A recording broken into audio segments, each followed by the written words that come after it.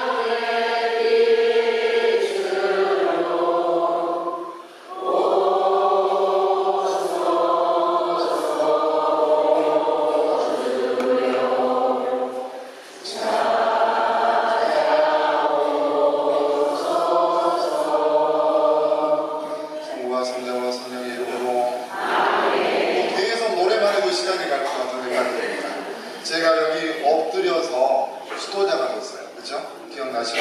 그때 주방에도 열심히 도와주신 분도 계시고, 그 다음에 여기서 제가 사제가 됐습니다. 그러니까 사제로서의 생명, 수도자로서의 생명을 주신 장소가 바로 구로삼동이에요.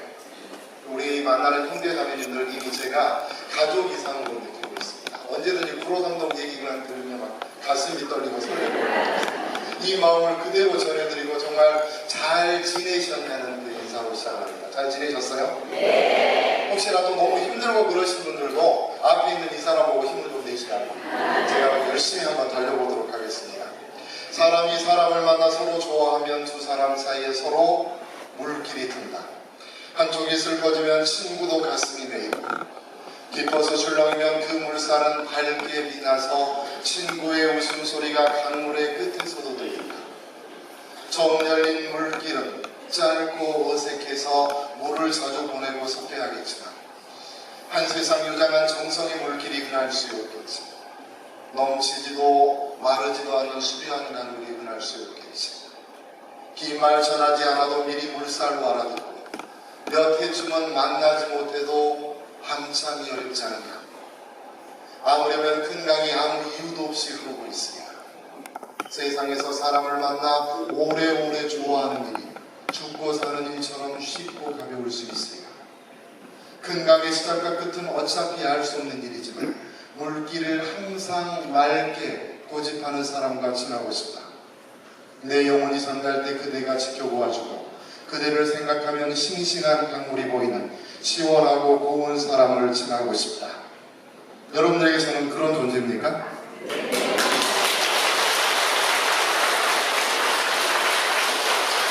그냥 그런 마음을 좀 전해드리는 거예요. 그래서 서로 사랑한다는 것이 어떤 것인지 그대로 드러내고 있는 아주 아름다운 시입니다. 봄이 왔습니까? 마음속에 봄이 왔어요? 정말로? 뭔가 파릇파릇하고 뭔가 생기가 돋고 막 이런 마음이 봄이 오는 마음입니다. 지난 가을 겨울 내린 낙엽, 기꺼이 찢기고 밟히고 묻혀서 어린 새싹 하나를 키웠다. 그러고 보면 봄은 겨울의 자식이다. 제 부모 모르는 후레 자식 되는 천지사방 날뛰는 봄. 신한이 씨의 봄의 조상입니다.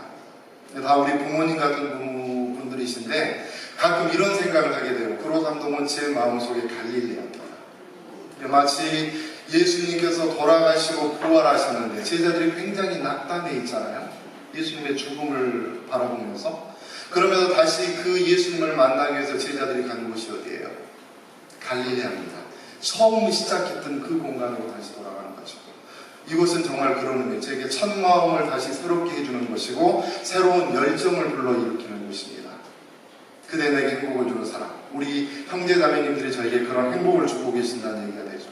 그러면서 한편으로 좀 부끄러운 것도 있습니다. 내가 정말 잘 살았나?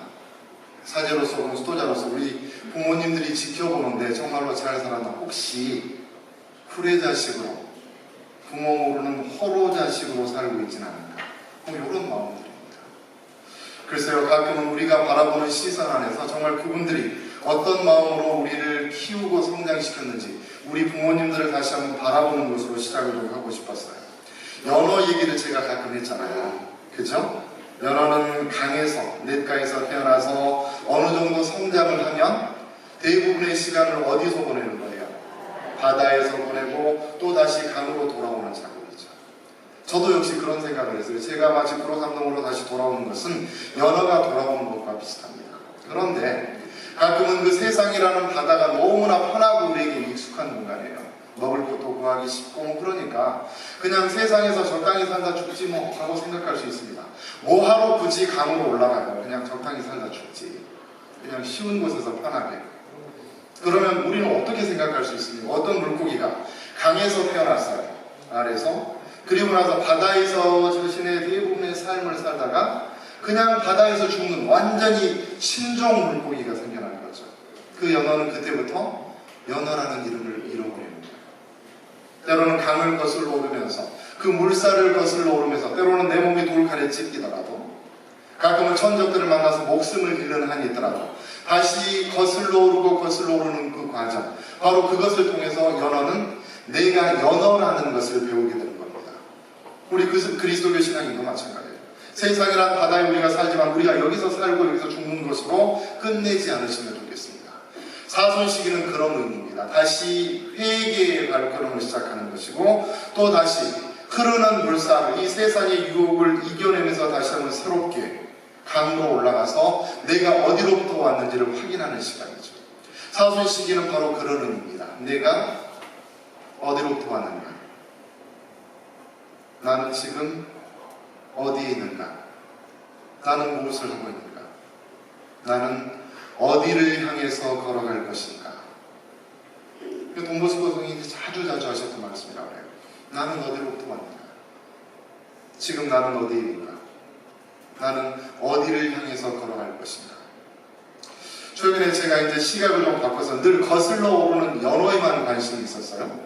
근데 그 알들의 관심, 새끼들의 관심을 갖기 시작하는 거예요. 특별히 올해가 가정의 해기도 하고 우리가 가족에 대해서 많이 생각하는데 우리 가족 안에서의 그 모습을 보면 연어는 엄마 아빠의 얼굴을 알까요 모를까요? 모르죠. 왜냐하면 그 알을 놓고 나서 아빠도 엄마도 모두 다 죽어버렸으니까. 근데 연어 새끼는 우리들의 자녀들은 과연 그 연어를 어떻게 기억하고 있는지 지금부터 우리가 물고기가 한번 돼보는 거예요. 자, 지금부터 물고기 되는 연습 저를 따라 하시는 거예요. 자, 그러면 그 물고기가 돼서 지금 한번 연상을 해보십시오. 눈을 감고 내가 물고기가 돼서 연어와 또 연어 새끼의 입장에서 한번 이 글을 들어보시기 바랍니다. 아버지와 어머니는 나를 낳았지만 길러주지는 않았다. 아버지는 내게 물속에서 헤엄치는 법, 천적들을 피하는 법을 알려주지 않았다. 어머니는 나를 낳고 물풀 하나, 벌레 한 마리 입안에 넣어주지 않았다. 그들은 나를 낳자마자 눈을 감아버렸다. 그들은 새가 아니라 연어였으며 그들은 자신의 죽음을 통해서 나의 탄생을, 나의 생명을 세상에 알리고 싶었을지도 모른다. 그러나 나는 결코 잊지 않고 있다. 내 기억 속에 아주 선명하게 남아있는 그 순간을 말이다. 어머니는 알을 낳은 뒤에 뚫어지게 나를 내려다보았다. 그때 어머니의 몸은 헝겊처럼 너덜너덜해져 있었다. 다해진 주둥이에는 핏물이 번져나오고 있었고 꼬리는 힘없이 흔드는 손과 같았다. 어머니는 다른 물고기가 침범하지 못하도록 체력이 닿을 때까지 나를 지켰다. 몸에서 기운이란 기운이 빠져나간 어머니가 숨을 거두기 직전이었을 것이다. 어머니는 물살에 휩쓸려 내려가지 않으려고 안간힘을 쓰면서 꼬리 힘으로 바둥거리면서 나를 내려다보았다.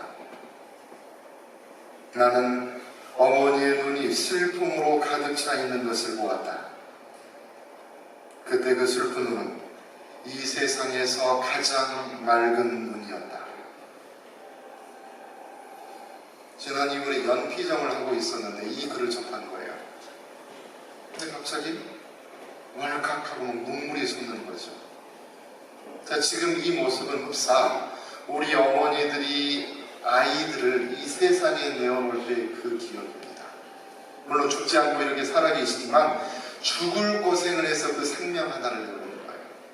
그리고 그것을 지켜내기 위해서 처절한 몸부림을 하는 그 연호의 얼굴 속에서 엄마의 그 맑고 슬픈 눈이 보였습니다. 사실 그 눈을 기억하는 거예요. 오늘 복음 들으셨나요? 아브라함 할아버지가 나오죠. 부자가 나오고 라자로가 나오죠. 아브라함 할아버지가 마치 부자를 바라보는 그 안타까운 마음, 하느님께서 돌아오시는 그 아들을 맞아들이기 위한 그 안타까운 눈, 바로 그런 마음들로 우리가 돌아갈 수 있어야 된다라는 생각을 좀 해보게 되는 거죠. 자, 이제 지금 바로 이 순간이 우리의 삶을 되돌아보는 시간입니다. 어디로부터 왔는가 우리가? 어디에 있는가? 또 앞으로 어디를 향해서 걸어갈 것인가요? 어디쯤 와 있는 걸까? 가던 길 뒤돌아본다. 저 멀리 두고 온 기업들이 나의 가슴에 말을 걸어온다. 그 도로가 아파하고도 마음이 서성이는 것이 슬픔도 지나고 나면 봄볕 꽃망울 같은 추억이 되기에 서글퍼도 그대가 있어 눈부신 시간을 살았다. 오래전 내 그리움들에게 가만히 안부를 묻는다. 다시 내게 불어오는 바람, 잘 지낸다는 대답이려나. 흐느끼는 내 어깨 위에 한참을 머물다 간다. 또다시 내 곁에 와줄까? 봄처럼 찬란했던 그 시절에 가난한 내 마음 속에도 가득히 머물러 주기를.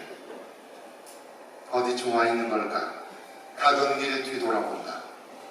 저 멀리 두고 온 기업들이 나의 가슴에 말을 걸어온다. 그대를 만나 따뜻해노라고. 그대가 있어서 참 좋아노라고. 하느님이 떠올랐습니다. 그리고 내 가장 사랑하는 나의 동료들이 떠오르는 거지. 저는 우리는 서로에게 어떤 존재인지를 다시 한번 확인하게 되는 것 같아요. 오늘의 주제는 사순식에 관한 얘기입니다. 그저 우리 그 영성에 관한 얘기인데, 사순식이 그러면 우리가 특별하게 생각하는 세 가지가 있잖아요. 세 가지 기획상품을 교회에서 딱 내놨어요. 뭐죠? 회개? 회개를 위한 수단들이라고 봐도 좋습니다. 제가 말씀을 드리면 그거 그러실 거예요. 단식, 기도, 자세. 이 세 가지죠. 성 베드로 크리솔로고 주교님이신데 이분은 교부십니다. 이런 표현을 쓰셔요. 믿음을 견고히 세워주고 신심을 변함없이 유지시켜주며 덕행을 지속시켜주는 세 가지가 있는데 그것이 바로 단식과 기도와 자선이다. 이 세 가지는 한 묶음이고 서로가 서로를 의지하고 있다. 자, 중요한 얘기입니다. 단식은 기도의 영혼입니다. 기도는 자선의 몸입니다. 그리고 자선은 단식의 생명입니다. 마치 삼위일체 모습처럼 단식과 기도와 자선이 서로 이렇게 밀접하게 연결되어서 돌아가고 있다는 얘기가 되는 거죠. 이 세 가지는 서로 떨어져서 제대로 작용할 수 없으므로 분리되어서는 안 된다. 우리가 이렇게 표현하고 있어요. 자, 첫 번째로 우리가 단식에 관한 얘기를 좀 하게 됩니다. 단식하면 떠오르는 게 뭐예요? 뭘 굶는 거라고 생각하죠.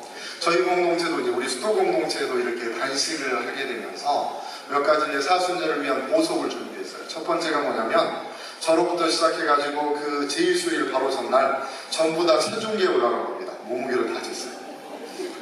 그리고 나서 50일 딱 40일 딱 지나고 나서 그 마지막 부활기 축제를 벌리면서 또 우리가 다시 서울에 올라갈 거예요.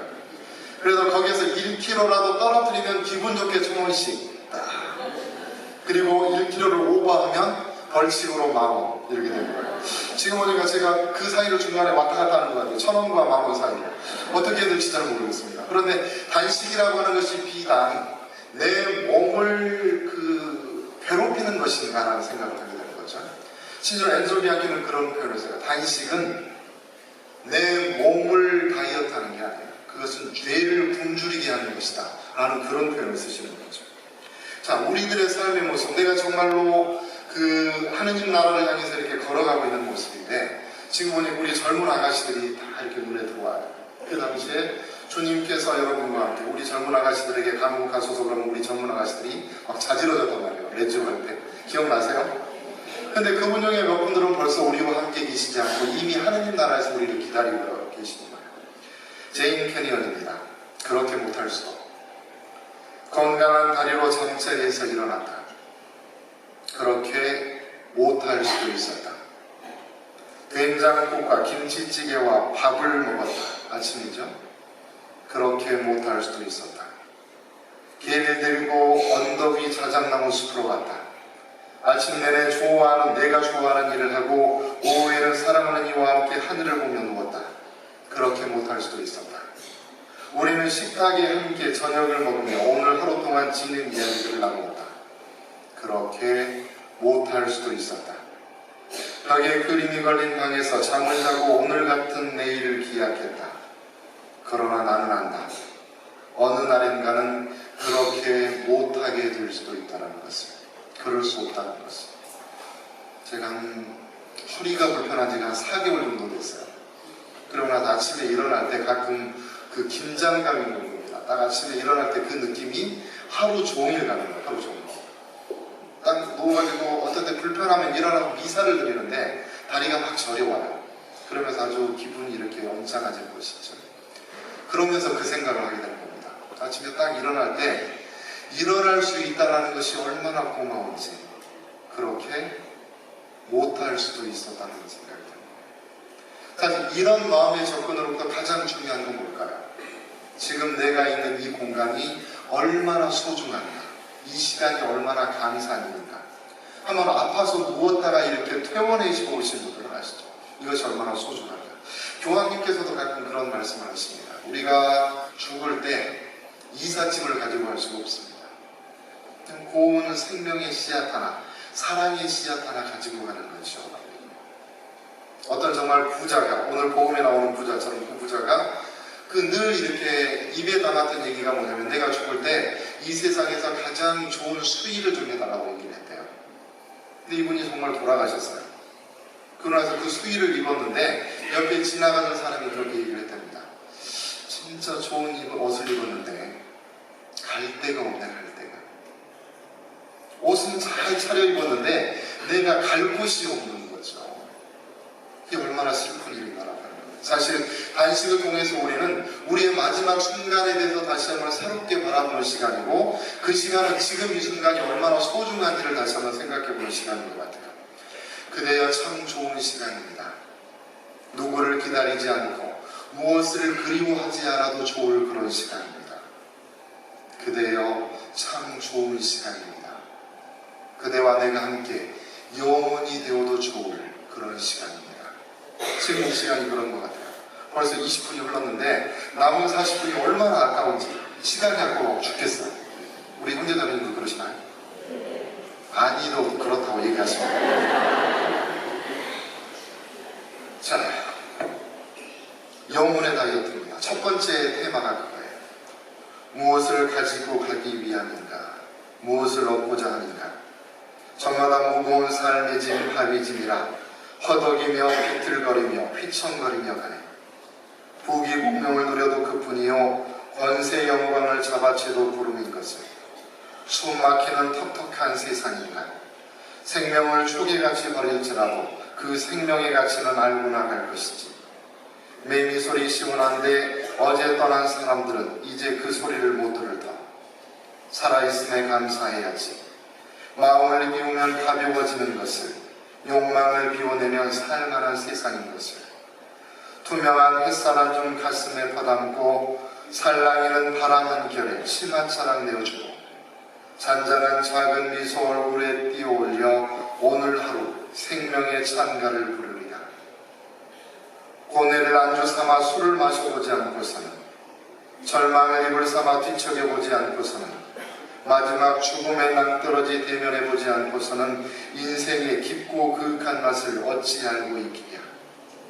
세상의 욕망 비우고 나면 다 잃어버리는 것이 아니라 그때부터 삶은 참 자유를 찾아서 나무가 내게 말을 거는 소리를 듣게 되고 꽃들이 웃으며 속삭이는 소리를 듣게 되고 강물이 흐느끼며 흐르는 이유도 알게 되리라. 이제 가볍게 감사하면서 살아가자. 생명의 옹망 펄펄 다 벗어버리고 비우면 가벼워지는 것을 내 영혼 자유로워져 하늘을 향해 펄펄 날아오를 것을. 우리들의 그 마지막 순간이 이렇게 아름답고 자유로웠으면 좋겠다는 생각이 듭니다. 광주에서도 가끔 불러가서 이렇게 강의를 할 때가 있어요. 지난 9월 22일입니다. 작년에 그 G13 포럼이라고 광주 지역에서 굉장히 잘 나가시는 분들이 모여서 13분이 어디 코카콜라 사장님도 계시고 광주고속 이사